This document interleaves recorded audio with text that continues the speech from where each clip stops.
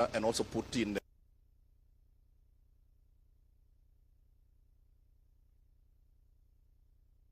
program through our partners, the World Bank. The ticket amount remains the same, is $350 million. However, we have increased the number of municipalities to 77, and then we have 2 special municipalities which are in the refugee areas, which are Dadaab and Kakuma. So in total, we are going to have 79 municipalities. Your Excellency, in the first dispensation, we had $20 being allocated for every urban person. However, because of the increase in the number of municipalities, we will have $18 per urban population. So therefore, one of the things that we're going to be calling upon the governance to do is to set aside money to support these municipalities. With that introduction, Your Excellency, it is now my great pleasure to invite the chair of the urban committee within the COG, His Excellency Anyang' Nyong'o, the governor for Kisumu, to come and make his remarks.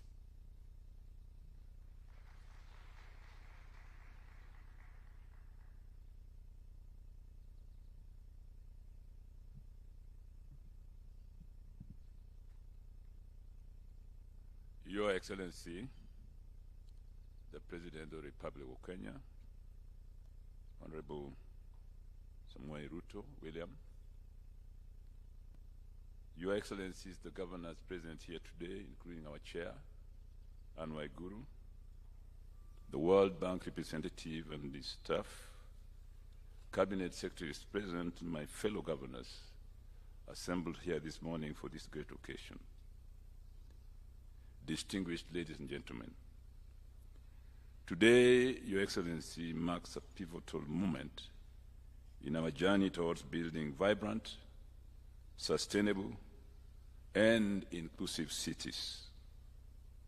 As we gather here for the launch of the second Kenya Urban Support Program, we embark on a mission that holds the promise of transforming not just the physical landscape of our cities and urban areas, but also the lives of millions of people who call these cities their home.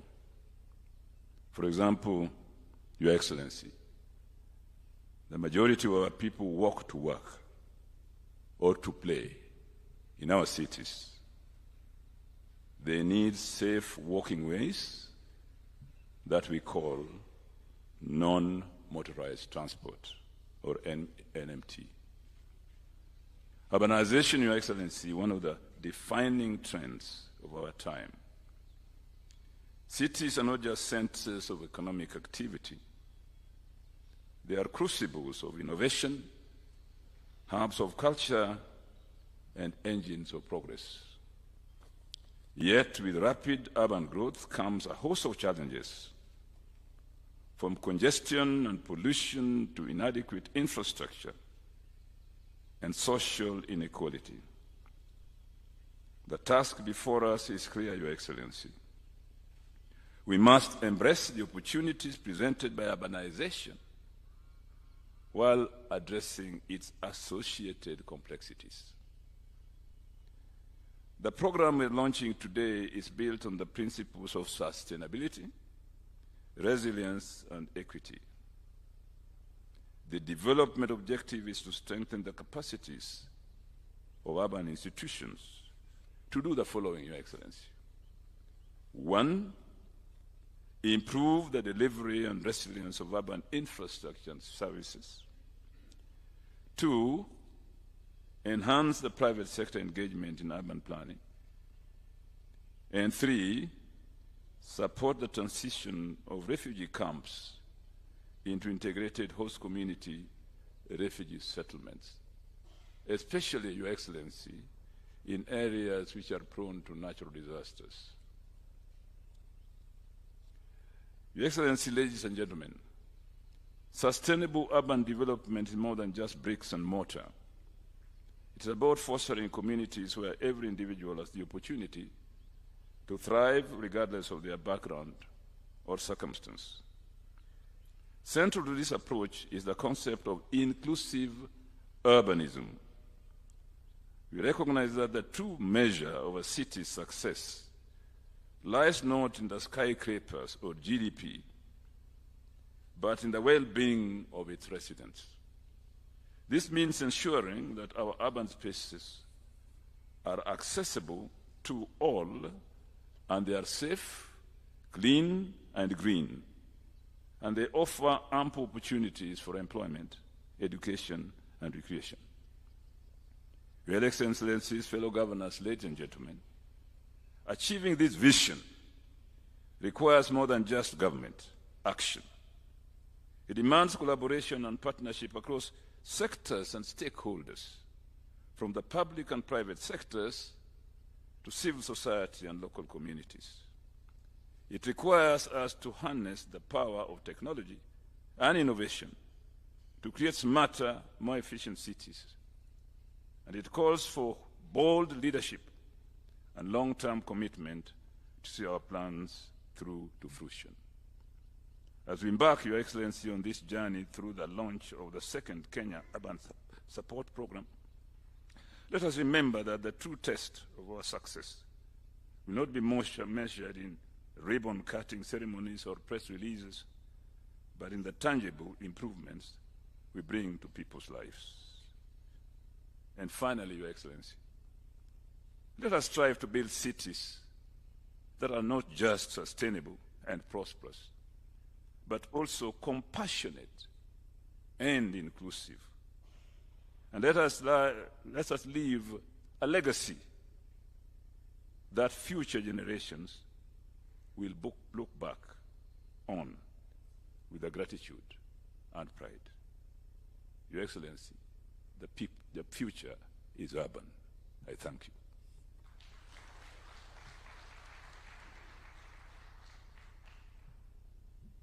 Thank you very much, Your Excellency, Governor. As I call the chair of the COG, Your Excellency, allow me to expound on the point that urban areas are missing in Schedule 4. We had made a presentation to NADCO that it be, as we amend the Constitution, if we will, that this has to go in there. Because, Your Excellency, our devolved governments, we have the national government, then the next level of government is actually cities.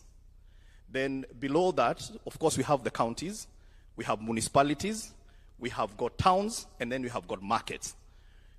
The cities that have been chartered, the only thing we have had, Your Excellency, are beautiful ceremonies. The day after, nothing changes, because there is no formula for allocating monies to those urban areas. So it's a very important subject that we need to discuss, as I invite the chair of the Council of Governors to come and make her remarks. Thank you.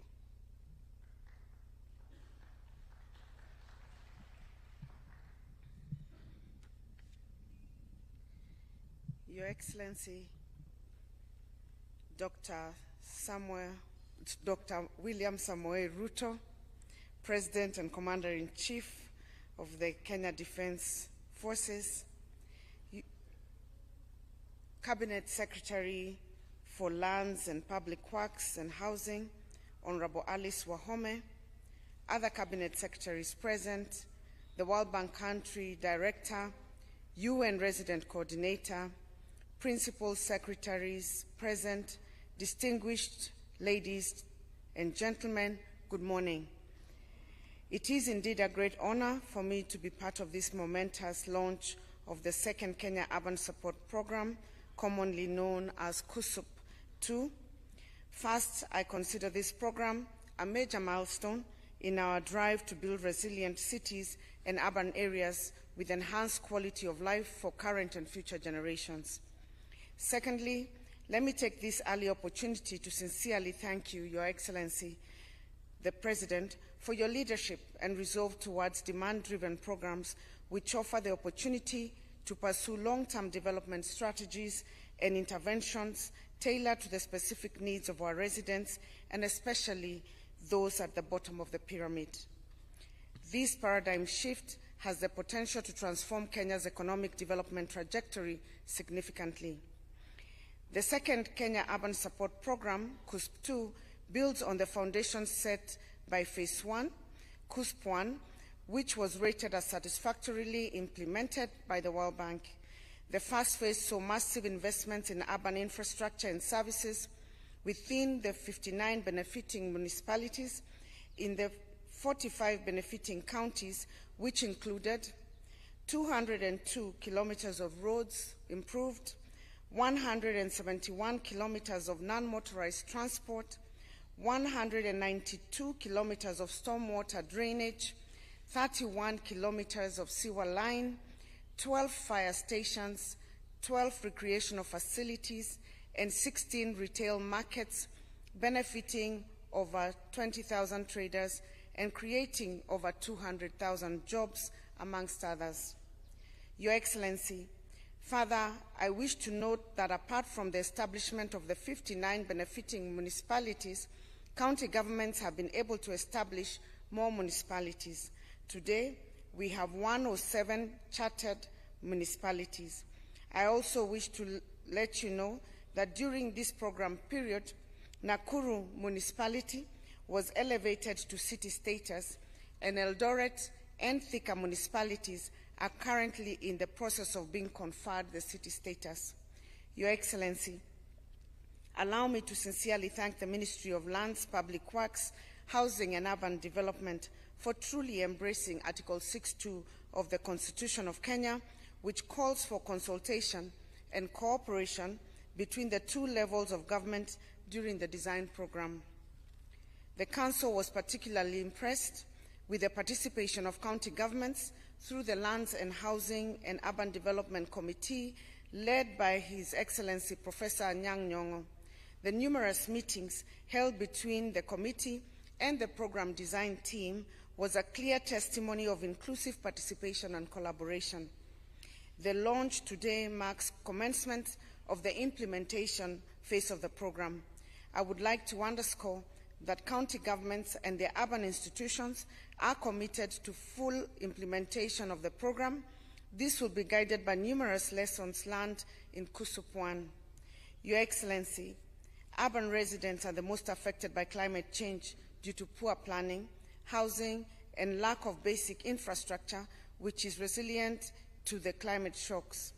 Programs like the Affordable Housing Program and the Kenya Urban Support Program will help address these challenges. We look forward to collaborating with the Affordable Housing Board to transform our urban areas. Your Excellency, ladies and gentlemen, as I conclude, I wish to note that rapid urbanization remains a global challenge, particularly in emerging countries like Kenya. To address this challenge, Your Excellency, there is need for dedicated financing of this expensive urban infrastructure and services. I therefore appeal for a dedicated urban financing model or fund from the Exchequer, complemented by development partners, the private sector, and indeed county governments. On behalf of the Council of Governors, I once again thank you, Your Excellency, and thank you, all of you. Thank you.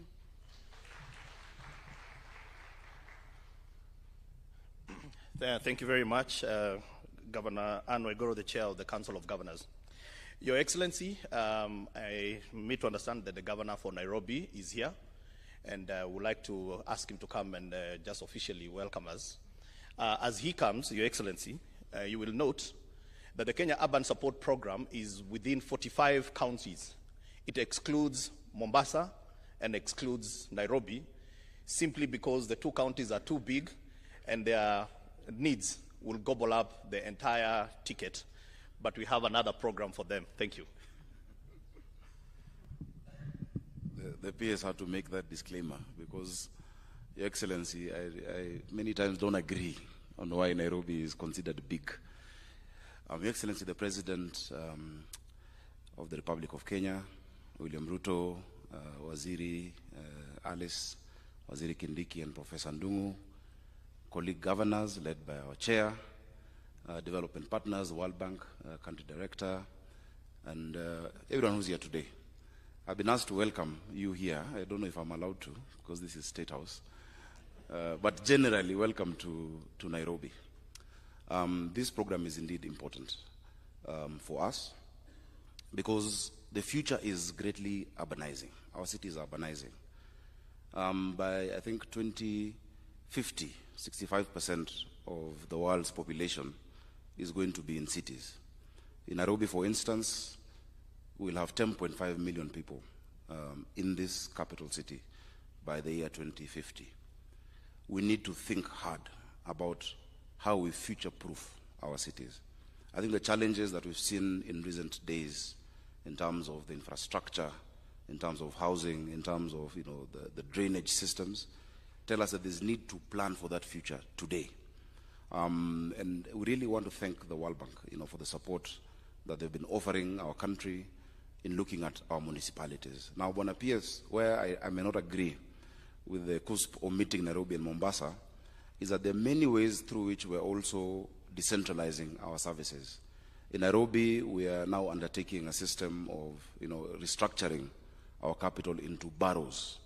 We are going to have 6 boroughs: Nairobi North, East, West, South, and Southeast, that will step down decision making, will create more centers of customer service. The County Government Act talks about service-oriented government, and that I think needs quite some support. Before we had NAMSIP, NAMSIP 1, that looked at the metropolitan areas. Many times the urban poor are neglected.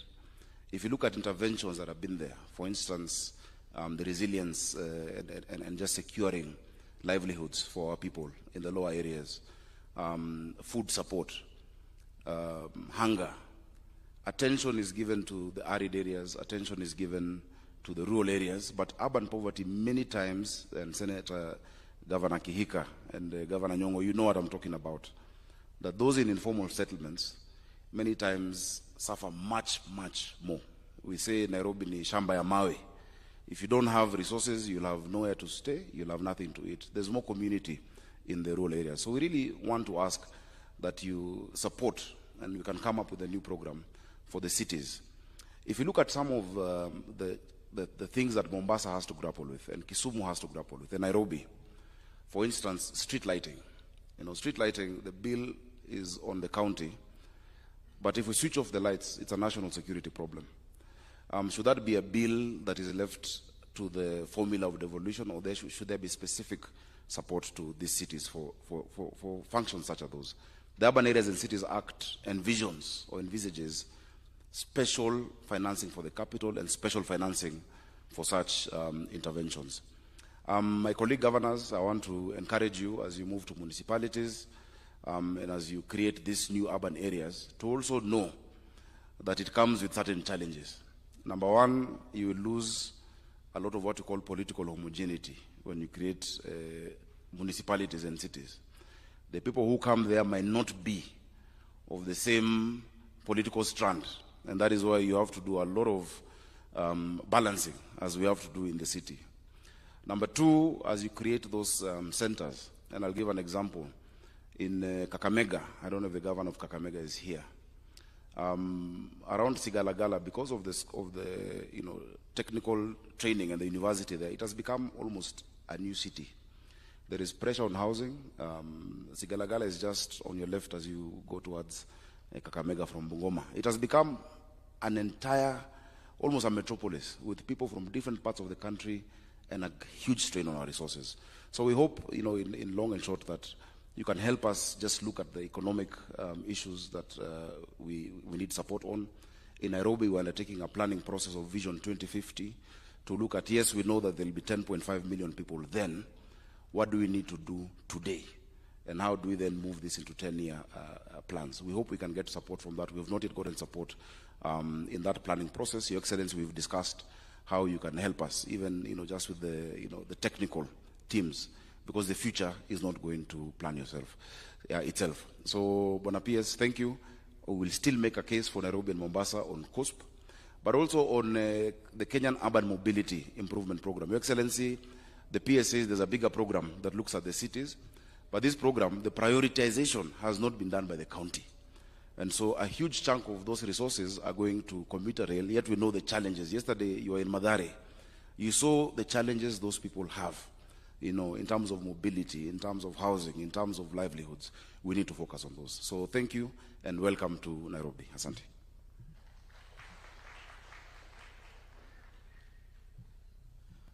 Your Excellency, allow me now to invite the country director for the World Bank, Keith Hansen, to come and make his remarks.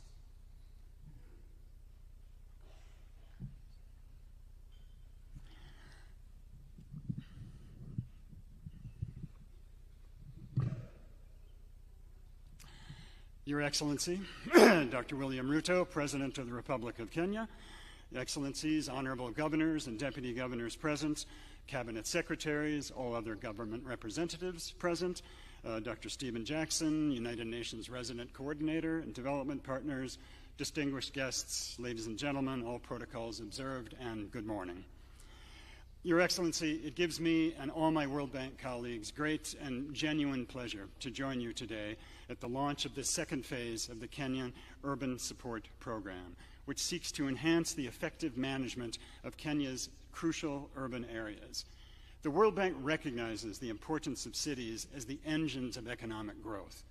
Globally, cities generate 80% of GDP and are therefore central to achieving the World Bank's pursuit of reducing poverty and boosting shared prosperity on a livable planet, as well as Kenya's own goals as captured in the Vision 2030 and other imperatives. Cities are also key, as we just heard from the Chair of the Council of Governors, to combating global crises such as climate change and pandemics.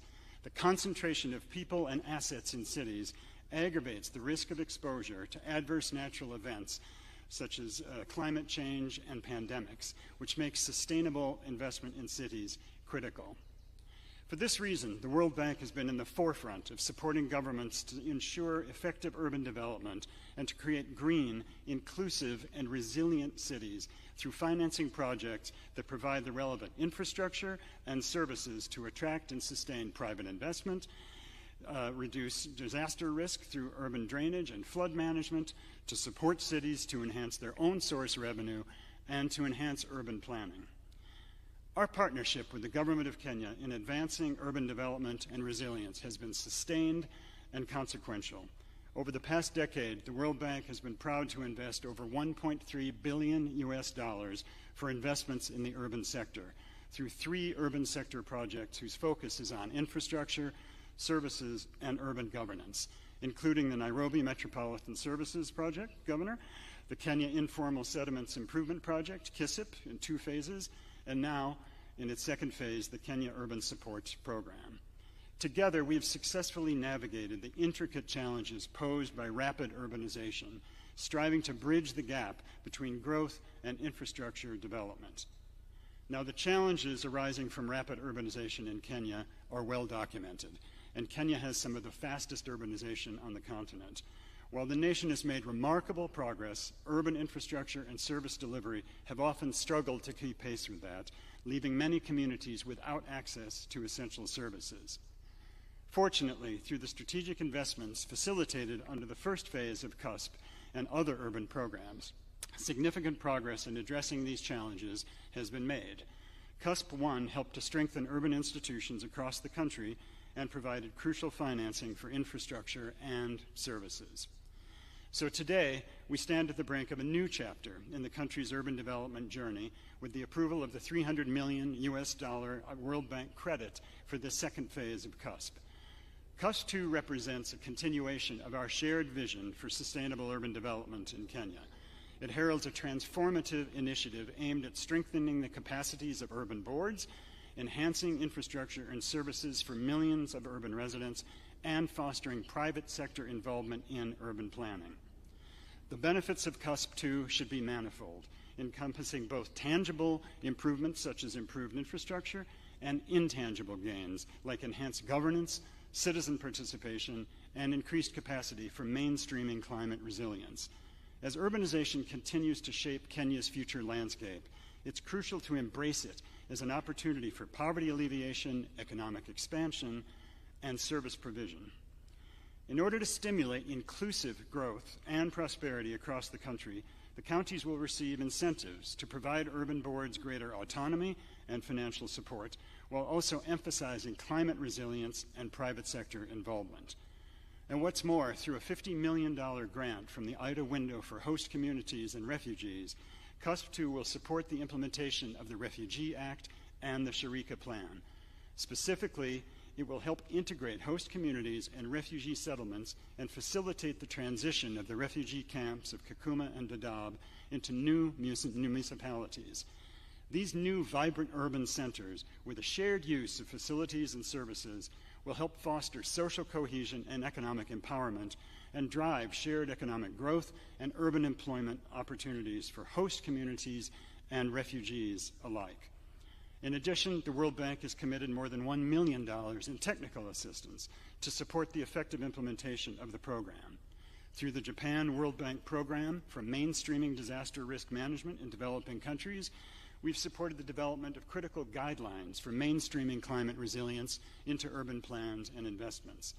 Through the Quality Infrastructure Investment Partnership, we're providing support to enhance municipal service delivery data, improve asset management, and develop an effective framework for subnational governments to engage with the private sector. Also, through the City Planning Labs program, we're aiming to strengthen capacity for data-driven urban planning. Your Excellency, it is no exaggeration to say that effective urban planning and infrastructure investment will both literally and economically shape Kenya's destiny in this century. We in the World Bank are confident that strong investments today can help further strengthen the foundation in the future for sustainable growth, resilience, and equality of opportunity for generations to come. So in closing, let me reaffirm to you the World Bank's unwavering commitment to partnering with government in building a resilient, green, and inclusive urbanization pathway. Your Excellency, together we have the power to shape a brighter, more inclusive, and more prosperous future for all Kenyans. So indeed, the future is urban. Asanteni sana.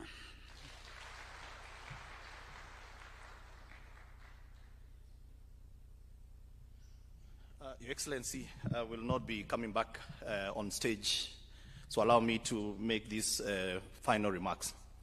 Your Excellency, most governors, when they come to see you, one of the things that they ask are markets.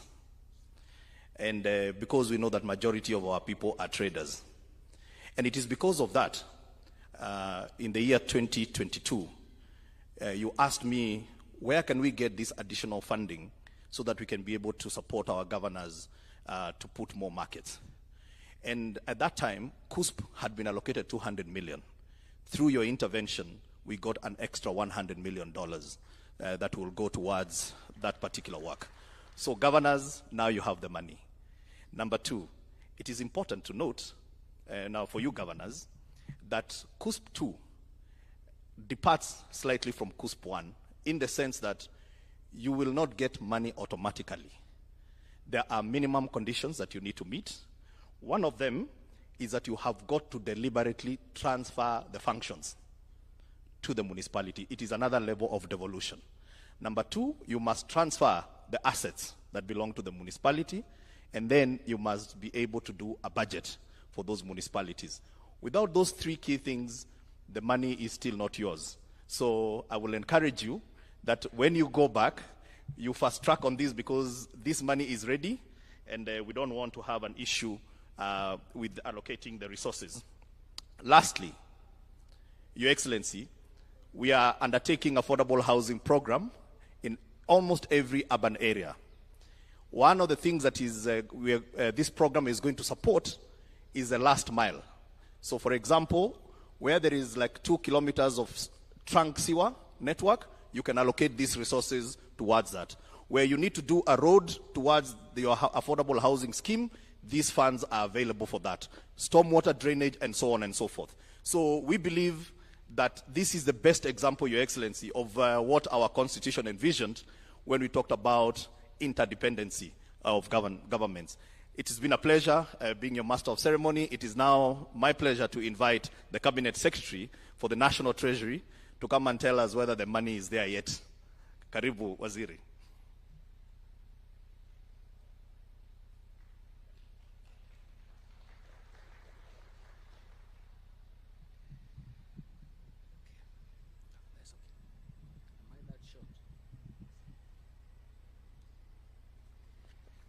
Thank you indeed, P.S. Hinga. Your Excellency, the President of the Republic of Kenya, Dr. William Ruto.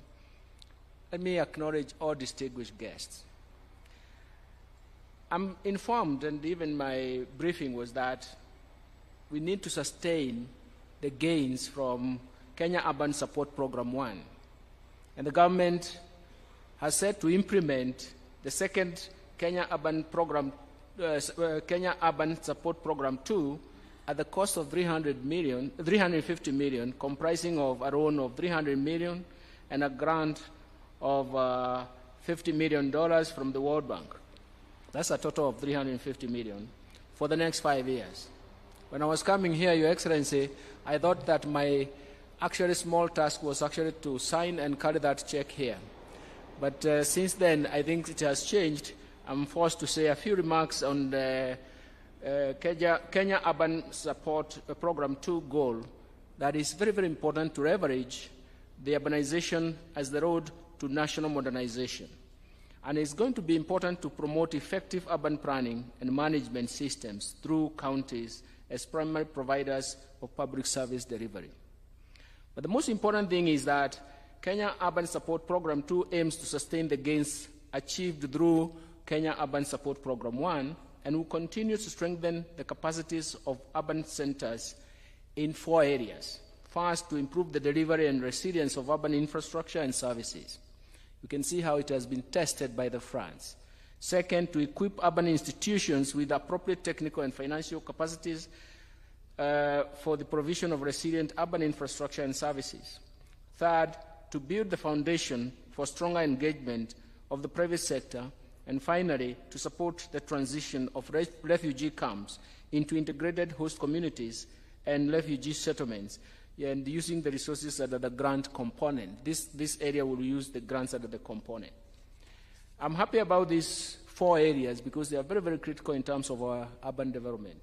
However, as we embark on the implementation of Kenya Urban Support Program 2, I wish to urge the counties to ensure full accountability of dispersed funds under CUSP 1, or Kenya Urban Support Program 1, because failure to account for these funds may impact on further disbursement to the affected counties. It is not a warning, it's actually a matter of prudence. Then, to ensure that sustainability of the gains that have been held in the first phase and now the second phase, counties must gradually start allocating own resources for urban infrastructure and services to sustain the momentum, which is very, very critical for our development. Finally, Your Excellency, I would like to urge the Ministry to work closely with other ministries implementing other related projects like Kenya Devolution Support Program funded by the World Bank in order to create a synergy and have positive impact on the urbanization at the grassroots level. And this is what we are going to make sure that the momentum is created and we have tangible results. Thank you very much for this, and it's now my pleasure to invite my colleague, Professor Kidiki Kithure, to make to make his remarks. Which one do you start?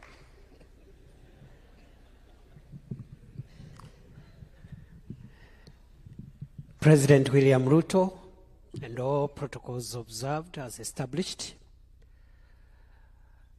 Your Excellency, as Governor Sakaja was lamenting here about the exclusion of Nairobi and Mombasa, I was rejoicing because of the inclusion of the 2 refugee camps in this program. That is the camps in Dadaab and Kakuma, which were not part of the program phase 1 and which are now part of the program in this phase. So sorry, Governor, and just try next time. Your Excellency, sir, Kenya has been a host of many people from our region who have been affected by war and other causes of displacement in their home countries. These friends of ours from other countries have stayed with us for many years, over 3 decades. since the early 1990s. And therefore, Kenya remains as one of the most successful host countries in the world among the refugee communities. I want to thank the UNHCR and other partners and other countries of the world that have supported us even as we host these people for this long. It has been a difficult journey, and proudly for our country, I think we have done a good job, because it's not easy to host the size of the refugee community that we have, the load that we have.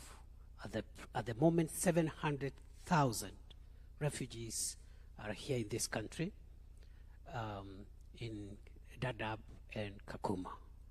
And this is the spirit of burden sharing in the world as opposed to burden shifting. Your Excellency, the situation in those camps has not been very, very good in terms of social amenities. And that is why, therefore, we really appreciate the input of CUSP 2 to inject support to upgrade the social amenities in our refugee camps, transform them from camps to integrated settlements where host communities and refugees can live in dignified environment. And so as we improve the amenities in the camps and turn them into settlements, we will also be taking care of the host communities there, so that we don't create disparities in terms of standards of living and conditions of living between the refugees and the surrounding host communities. And therefore, Your Excellency, for us, it's a proud moment. This shows, this will help us as a country to be able to comply with our obligations under the United Nations Convention on the Status of Refugees of 1951 and its protocol, as well as the OAU Convention on governing specific aspects of refugee problems in Africa, as well as our own Refugees Act of 2021, which now is operational. We just gazetted last month the refugees regulations to operationalize the Refugees Act, and that is what gives the legal framework for what we are doing here. So in a nutshell, Your Excellency, it's a proud moment for us, and we hope that the implementation of the Shirika plan, which will transform these camps into integrated settlements for refugees and host communities, will go a long way in giving dignity to our brothers and sisters who, for one reason or another, are unable to return to their countries of origin because of situations that are prevailing in those countries. With those many remarks, it's now my pleasure and privilege to invite my sister minister, Alice Wahome, who is in charge of lands, housing, public works, and urban development. Welcome, Minister.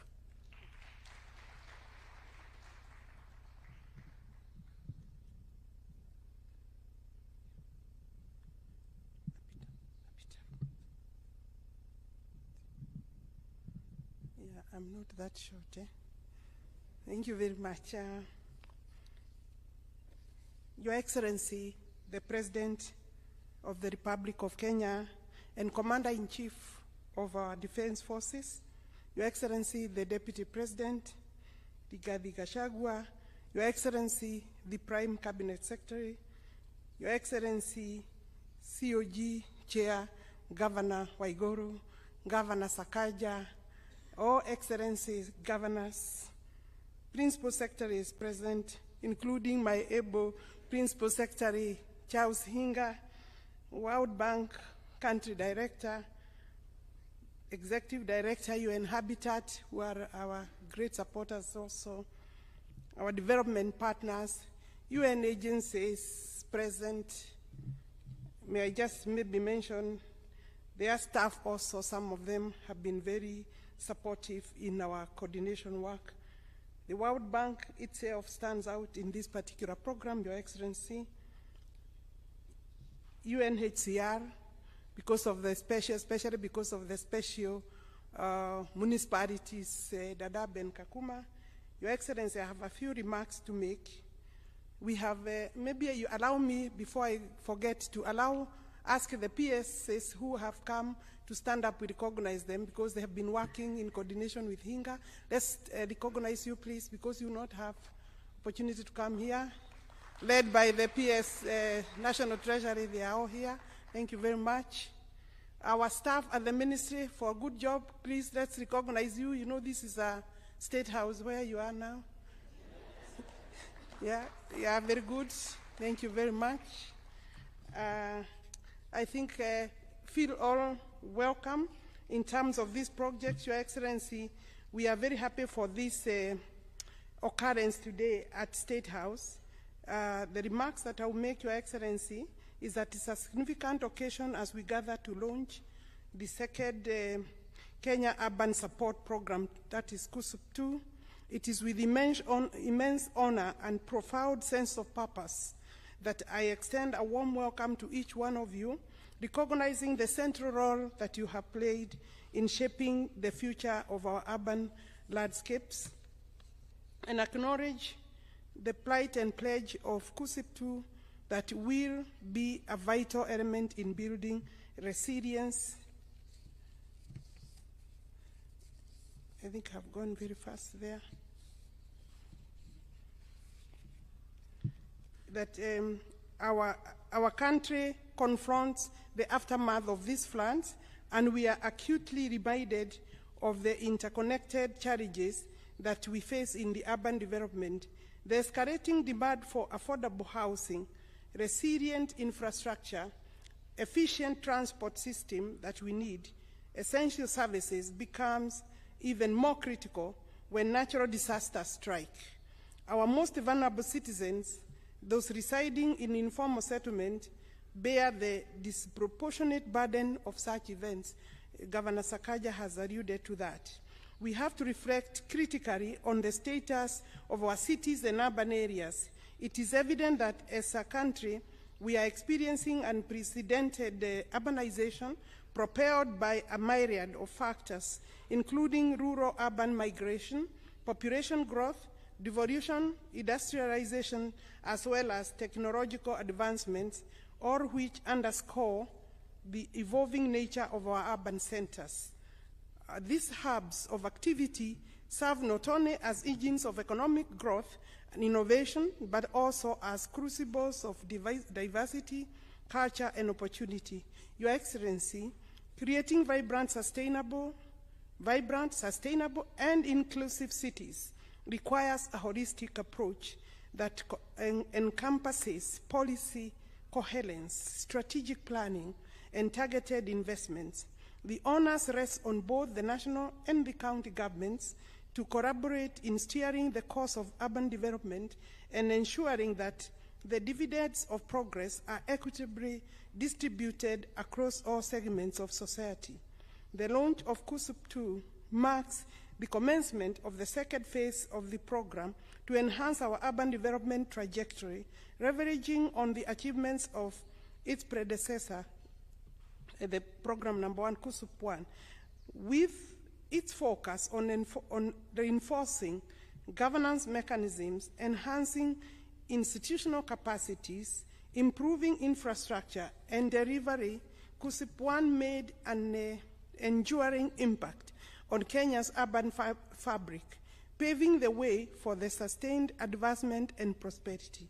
Your Excellency, KUSUP 1 was implemented in 59 municipalities across 45 counties, with the exception of Nairobi and Mombasa. It is true, we left them out. And you know, we have this saying of leave no one behind. As part of the success of program, the municipalities have more than doubled and now stand at over 100. I think we need to reconcile those numbers because the governor for Kirinyaga has 109 and I have 100. I think Hinga there, we need to reconcile the numbers of municipalities. The current program will build upon the triumph and insights gleaned from its forerunner, the KUSUP 1, and will be implemented, I confirm, in 77 municipalities, including the refugee hosting municipalities, That is what, because the numbers allow Kakuma and Dadaab and Garissa counties, respectively. KUSUP 2 signifies a continuation of our collective commitment to transformative urban development. Your Excellency, rooted in the principles enshrined in the Constitution of Kenya, which advocates the rights to a clean, healthy environment for all citizens, KUSUP 2 embodies our commitment to sustainable development and environmental stewardship. Additionally, the program is aligned with the National Urban Development Policy. Your Excellency, we will need more funding to achieve this, and aims at fostering resilient, well-managed urban centers that serve as vibrant hubs of economic activity, social cohesion, and cultural vitality. Your Excellency, the effective implementation of this program hinges on robust partnerships, collaborative engagement, stakeholder involvement at every stage of the process. By harnessing the collective expertise, resources, goodwill of government agencies, development partners, private sector entities, and local communities, we can surmount the urban challenges that confront us and forge a path towards inclusive and sustainable development. Allow me to appreciate our development partners once again, Your Excellency, the World Bank, United Nations Human Settlement Program, that is UN Habitat, Council of Governors, the Directorate of Refugee Services, and many others who we are collaborating with to ensure success of this program. In conclusion, I extend my heartfelt appreciation to all persons, all partners, and organizations dedicated to supporting the implementation of this program. Your unwavering commitment and tireless efforts are instrumental in shaping the future of our urban landscapes and enhancing the quality of life for all Kenyans. Thank you once again. Your Excellency, I know we have a partner number one in yourself, Your Excellency. When I saw you crossing Nairobi River or jumping over Nairobi River, I knew then when we come today, we will have gained a major milestone because you will push this program to see its implementation. Your Excellency, I want to confirm to the governors, it's since 2013, the Urban Areas and Cities Act did not get regulations for implementation. I want to confirm to our partners and governors that the regulations have been worked on, and last week, Parliament, delegated legislation of Parliament managed to approve it for us. We'll be remitting it to the Attorney General for publication. So we will now, after 10 years, 13 years, have regulations to implement. But may I just seek the attention of governors in terms of our towns, because we approve when you bring them. Allow robust participation of your residents, because I know members of Parliament have asked me very many questions when we were going through the regulations. They need to know how we do the delineation of the boundaries of municipalities, delineation of boundaries of towns, including markets, so that you do not get resistance when we are doing the implementation. So the regulations are available now, going to be available for you, and I'm happy for this partnership. Allow me now, Your Excellency, to invite Musalia Mudavadi and Heji Diga. Yes, Your Excellency, it's now my pleasure to invite His Excellency. Allow an applause to receive His Excellency to address the gathering. Thank you, Your Excellency.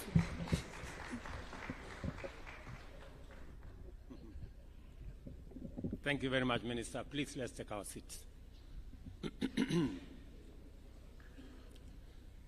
Your Excellencies, Honorable Ministers, distinguished ladies and gentlemen, good morning and welcome to this very important meeting. last year, I participated at the Kenya Urban Forum in Naivasha, where we reflected on the need to develop adequate capacity to serve rapidly growing urban populations by investing in the radical expansion of essential housing, water, energy, transport, sanitation, and other pieces of infrastructure that would support urban planning and the reality that we live with, that the future is urban. I don't know whether it's correct to say the future is urban, or is it the present and the future is urban. It has been clear for some time now that the future of humanity is urban, and this trend applies to us in Kenya, where urbanization has been steadily growing at the annual rate of about 5%. In fact, at independence, it was 8% of the population in 1963 lived in urban centers. Today, we are at 34%. Projections indicate that this trend will continue, with urban populations expected to reach 50% by 2050. It is equally evident that lack of coordination and planning has deprived us of the numerous benefits of urbanization. Consequently, important economic drivers of development as well as high living standards lead to proliferation of insecure and unsustainable settlement patterns, which undermine dignity, security, safety, and health, while also driving environmental degradation. Looking at our cities today, looking at our urban settlements today, Hinga keeps reminding me that we have 1,410 informal settlements in Kenya, where there is no road network, scarce water, poor sanitation, sometimes no electricity, and people live in very bad conditions. And it is a stark reminder to us as leaders that there is something that urgently needs to be done to sort out the future. Because the future is urban, we must sort out urban settlements. As a matter of national policy, we are committed to enhancing urban governance and management, and with the aim of implementing effective development planning in a manner that promotes robust urban investment and the provision of inclusive, high-quality social infrastructure in all urban areas and cities throughout the country. If there is an intersection between the bottom-up economic transformation agenda's program of housing and this KUSIP program, it is because both are aligned in making sure that there is sufficient infrastructure to support urban dwellers. And therefore, this KUSIP 2 program is clearly in tandem with our plan on urban housing, because one cannot do without the other. We need the infrastructure, we need proper planning, we need roads, we need sanitation, we need stormwater management, we need non-motorable transport to be able to facilitate movement in urban areas. But if people are living in slums, it becomes not so much of a benefit. That's why a combination of our plan on social housing, on affordable housing, with this program makes a wholesome program for our cities. Urbanization, ladies and gentlemen, is both a fundamental driver and critical outcome of rapid economic growth. Kenya's under-urbanization presents an opportunity to establish a solid foundation for urban development, thereby improving economic opportunities and living conditions for millions of citizens. And let me contextualize this. The governor of Nairobi tells us that Nairobi will have 10 million people shortly. For us to remove that pressure from Nairobi, it is important for us like the way we came up with devolution. Devolution was supposed to decongest the center and create alternative centers of growth in different parts of Kenya. Our urban planning must also give us the same opportunity. We need to decongest Nairobi and the other 5 or so major metropolises so that we create alternative settlements in smaller towns, in smaller municipalities, because we all understand that there is now competition between land that we are using for food production and land that is used for settlement. And therefore, townships, towns, and cities will give us an opportunity to remove the pressure that currently is on agricultural land by making sure that we settle people in urban centers so that we can free land that is used for agricultural production to feed the nation. Therefore, from where I sit, we have really an opportunity. Even as we think about the municipalities, I don't think the municipalities take away from the counties. In fact, I think they build the counties. They assist the counties in making sure that pressure is not concentrated on a few towns. And the more we improve governance, the more we improve facilities in the municipalities, the greater the opportunity we give ourselves to remove pressure from the large cities. It is also the reason why we discussed about the county aggregation industrial parks to try and create alternative centers of value addition, agro-processing, possibly manufacturing. It is also the reason why today we have 6 new special economic zones targeted at exports. Again, away from Nairobi, away from Mombasa, into towns like Sagana, into towns like Thika, into Naivasha, into Nakuru, into Busia, and we will continue to expand those facilities so that we make sure that we create real alternative centers of growth, working with counties as we manage this imminent urbanization. Well-managed urbanization is integral to our economic development agenda, aligning with Vision 2030 and the attainment of Sustainable Development Goals. Our investment in infrastructure expansion, connectivity enhancement, and overall accessibility, safety, and security improvements are informed by the fact that urban areas are the epicenters of our bottom-up economic transformation agenda. We must therefore be involved in designing and implementing the institutional architecture necessary to manage these vital investments. Accordingly, the Kenya Urban Support Program 1 has enabled us to establish foundational institutions that will drive our sustainable and inclusive urbanization agenda. Primarily, this will be the 77 municipalities as well as 2 special municipalities across 45 counties.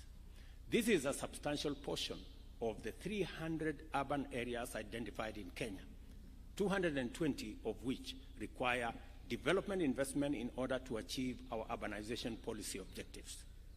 I am therefore encouraged that Kenya Urban Support Program 1 delivered the foundation from which we shall now proceed to actualize our ambition of holistically achieving sustainable urban development by enhancing the resilience of infrastructure and services, engaging the private sector in urban planning and development, and integrating refugee camps with host communities. We all agree that our urban development strategy requires sustainable financing, but this has not been forthcoming at the levels expected. It is crucial, therefore, that the World Bank's $350 million or 46.5 billion funding for the second Kenya Urban Support Program is utilized responsibly and optimized for maximum benefits. Let me say this.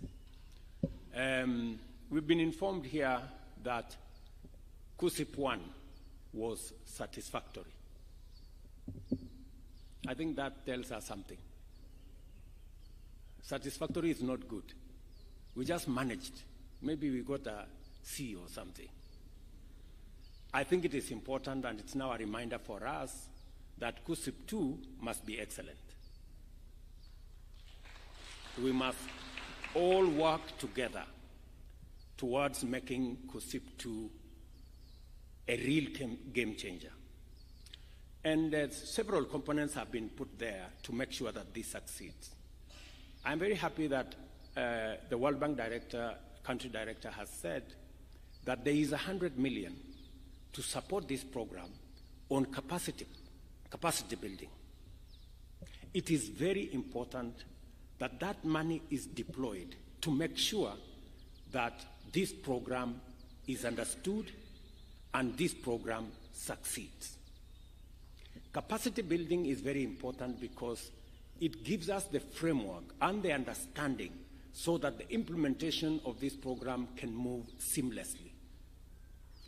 I want to ask the World Bank to make sure that the resources, at least for capacity building, comes ahead of any other resources, so that those in municipalities, those in counties, staff in our ministry can understand this program to avoid wastage, to avoid pilferage, to avoid corruption, and to avoid theft.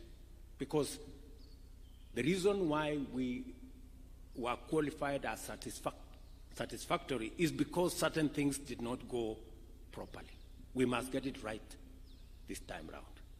I want to commit to my colleagues, governors, and leaders here that we will go out of our way to assist you to make sure that this program is implemented in an accountable manner so that the people of Kenya get value for the resources that eventually we are going to pay. Equally critical is the county governments to increase on-source revenue and to allocate a greater portion to urban development activities. For our part, the national government is establishing the National Urban Development Fund to anchor the urban development agenda in a sustainable framework. I have already asked the Ministry of responsible for lands, housing and urban planning, and Treasury to sit together so that we can put a framework in place that will give us the resources, working with other partners, to assist us manage the big cities and urban areas so that Sakaja doesn't have to complain that they are left out in this program.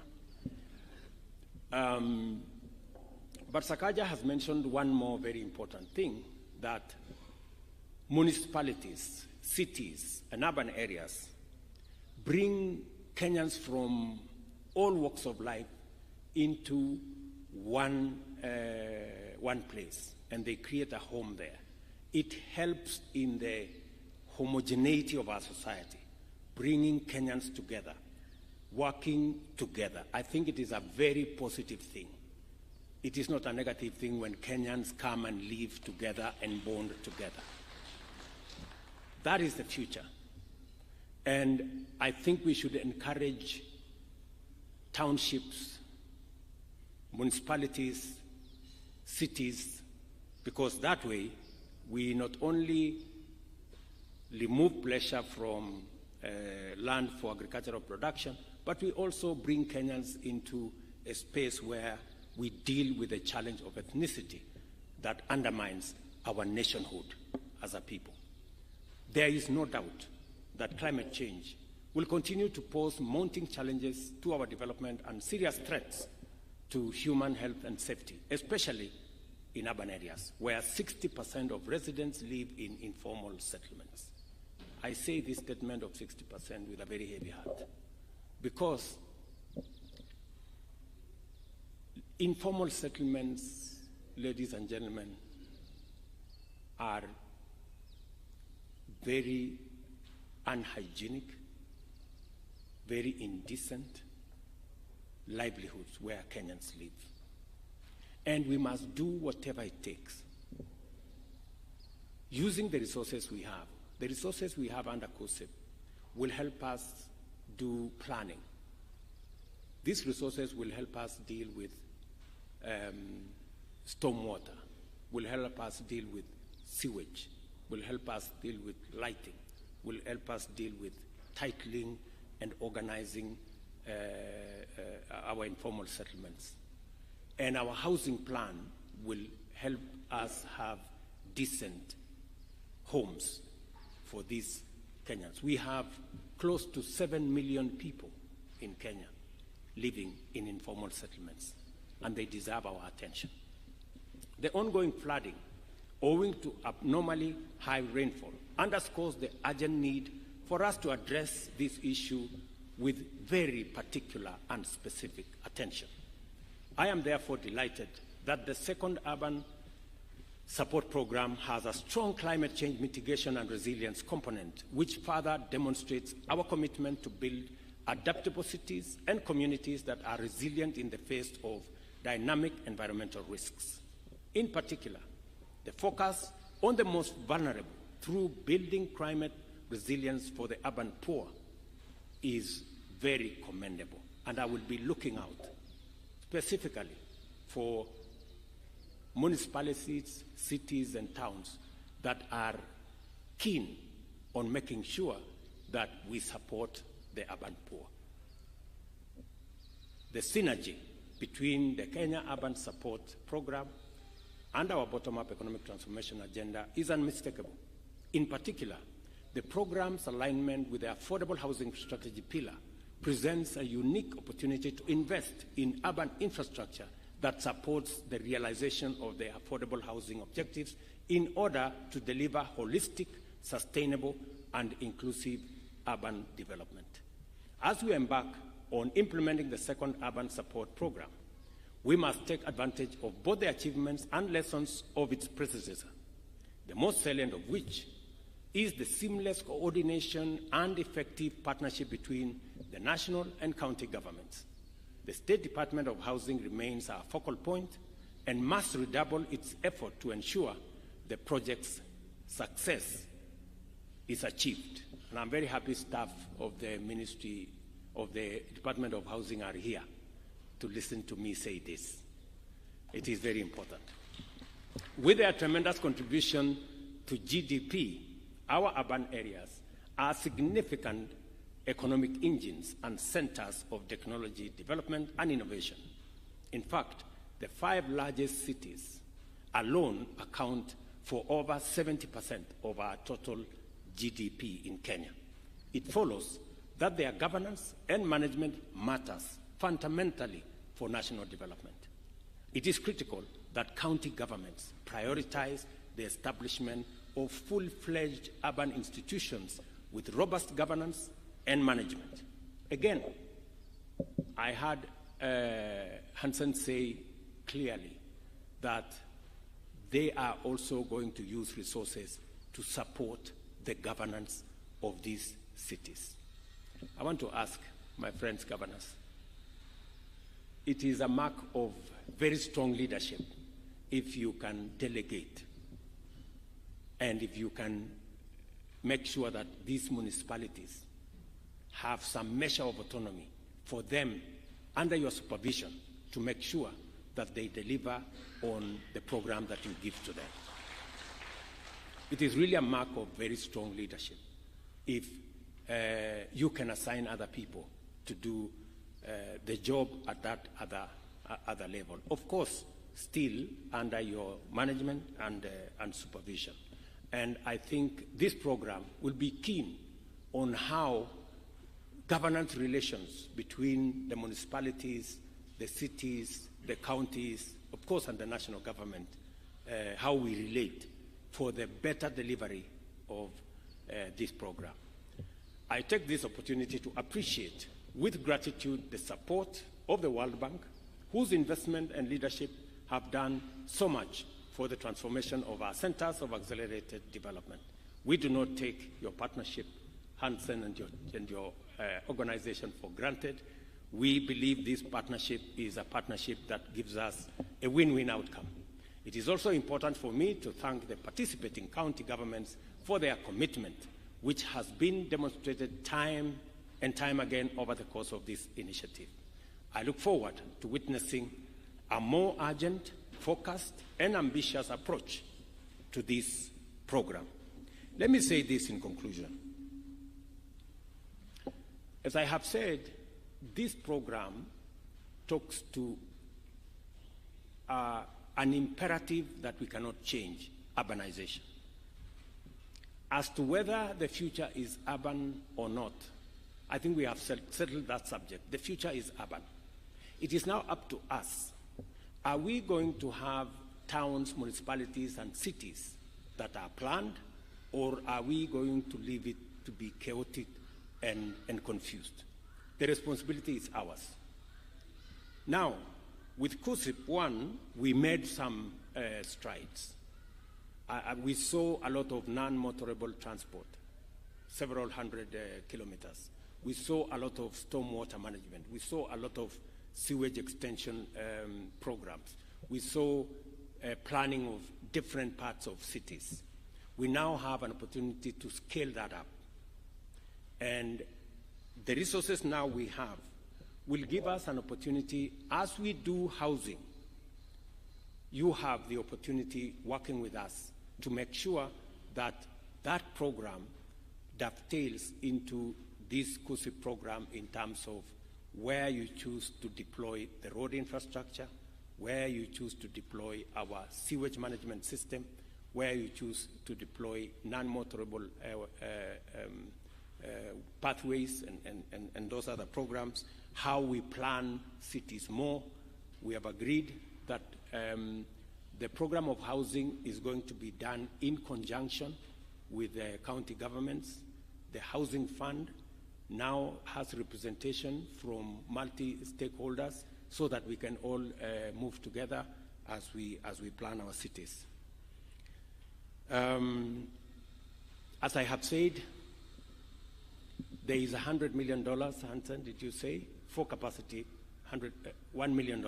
$1 million for capacity building.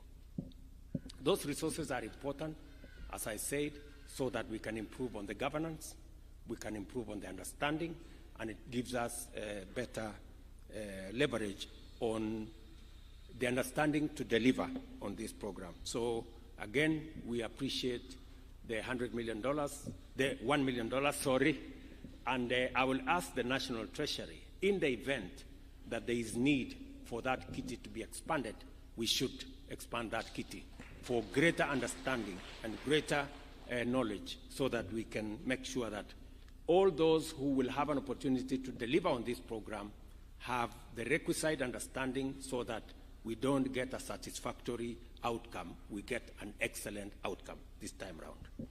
Let me also say that there's a component that has been said contextualizing this program about on-source revenue. I know when we speak about on-source revenue, there is a bit of discomfort. But let me say this.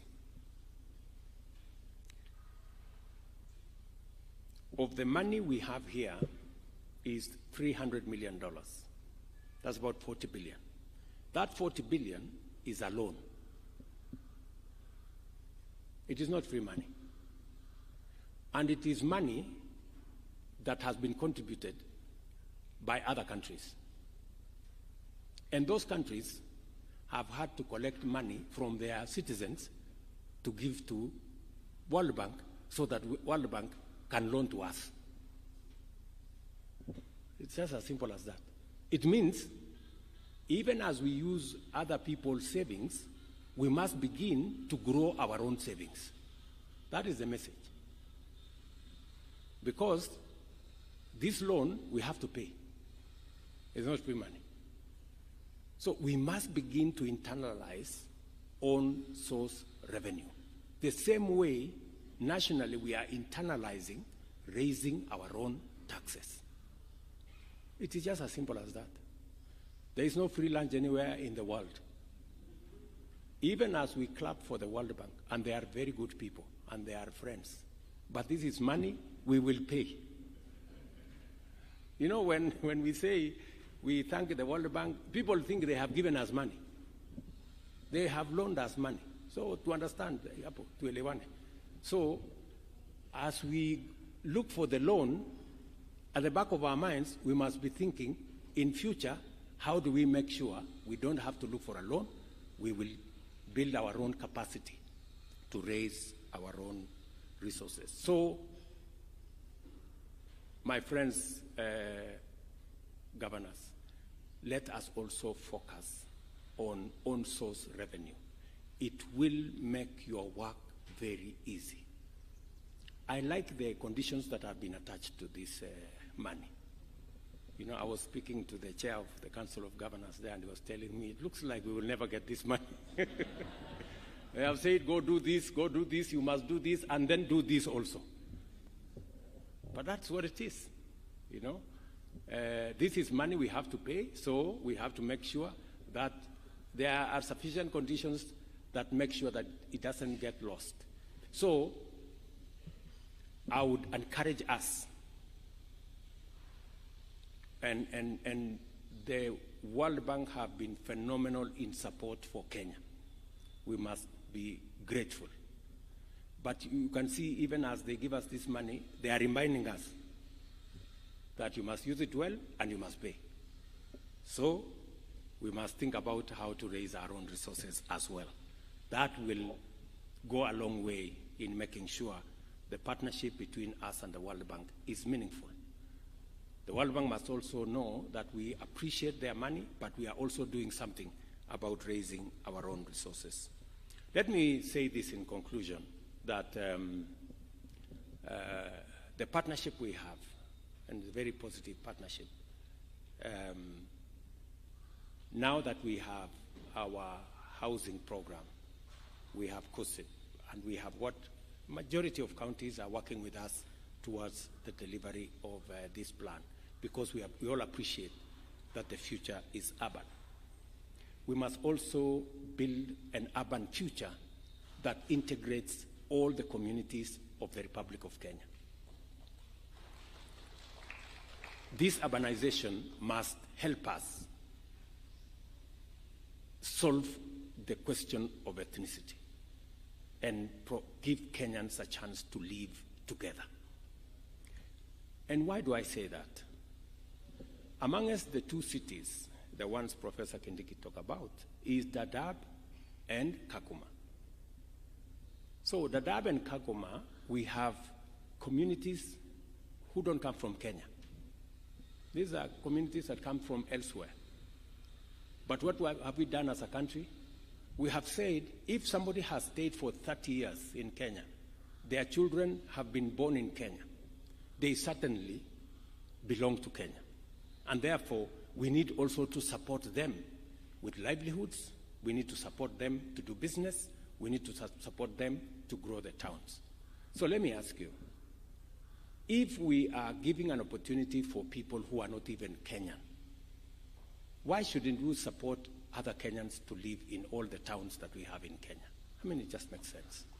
That should be the case. That's a natural.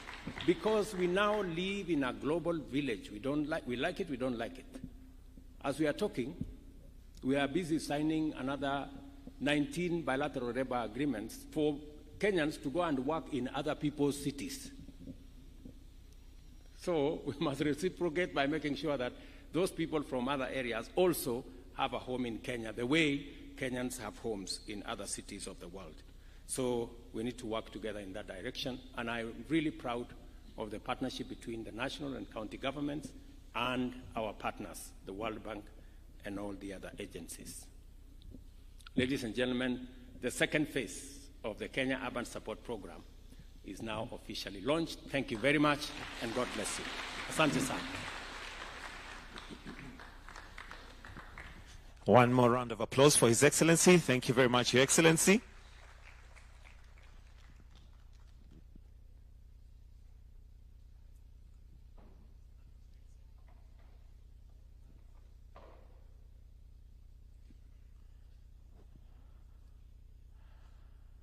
I'll request that we take our seats briefly, Your Excellency, with your permission.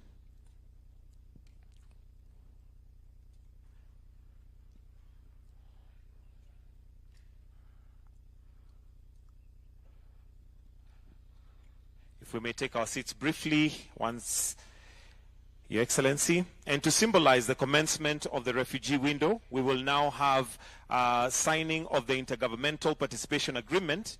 And allow me to now call His Excellency Nathif Ajama Adam, Governor Garissa County, to just come and take a seat here as we are going to sign this. Also, allow me to invite the CS for Ministry of Lands, Public Works and Housing, CS Alice Wahome, to also come and take a seat.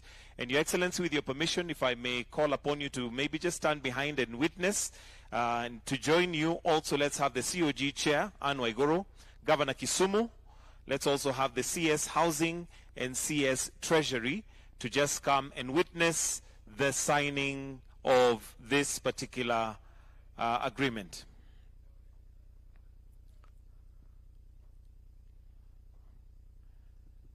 COG Chair, Governor Kisumu County. Oh, okay. And also CS Treasury.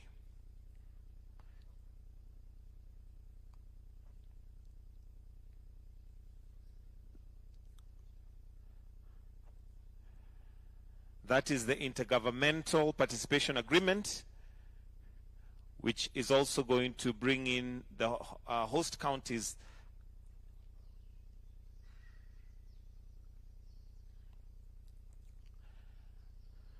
After this, we have a presentation of a check, which His Excellency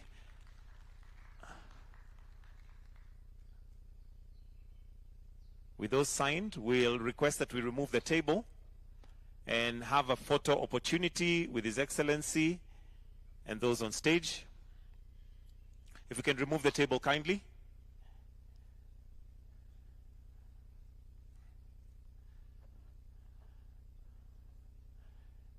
And the chairs.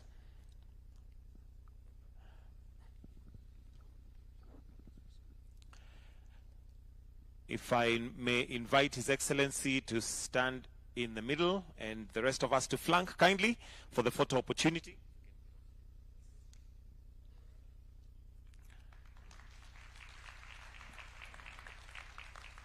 And after that, we have the check presentation. So allow me to invite the Keith Hansen to also join in this particular photo opportunity. If we can have the check, please.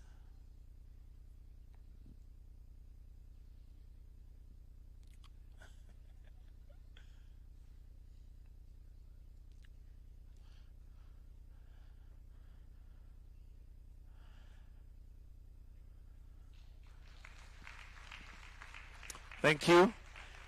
If we can withdraw the check and maybe have all the governors present, if all the governors present can come for a photo opportunity.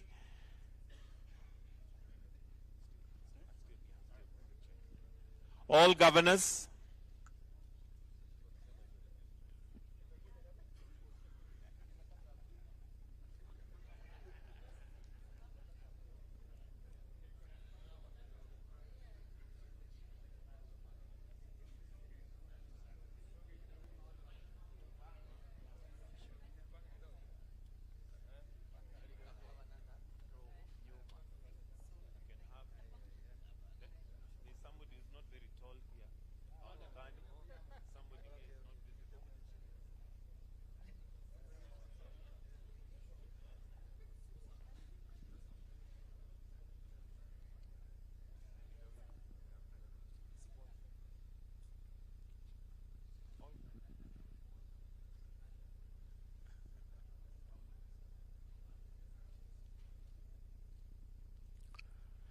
Thank you. If the governors can take their seat, then we have the last photo, which is the National Program Coordination Team, together with the Program Technical Committee and CUSP Launch Secretariat. I'll repeat that.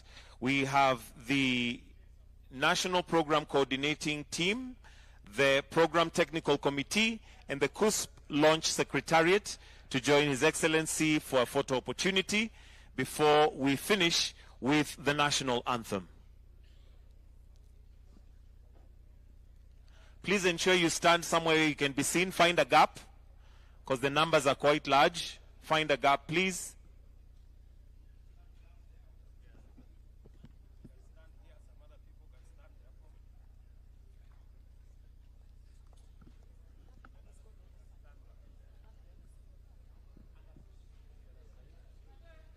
It's a large team.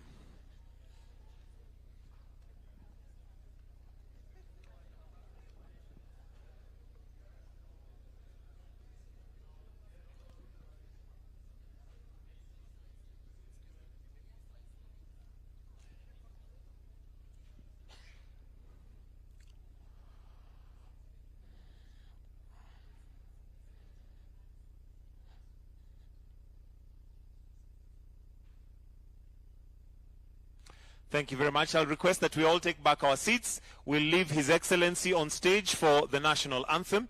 The rest of us, let's kindly retreat and take our positions where we were. Those of us who are seated, let's be upstanding as we are going to finish with the national anthem. So kindly, let's take our positions, our seats.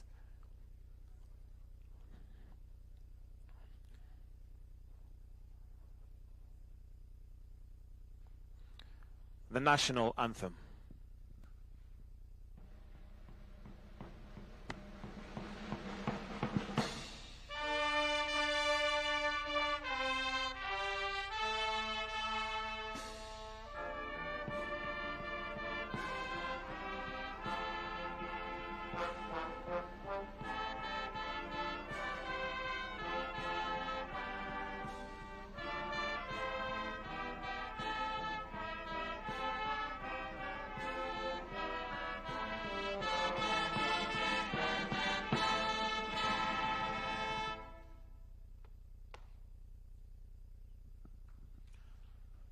We've come to the end of this session.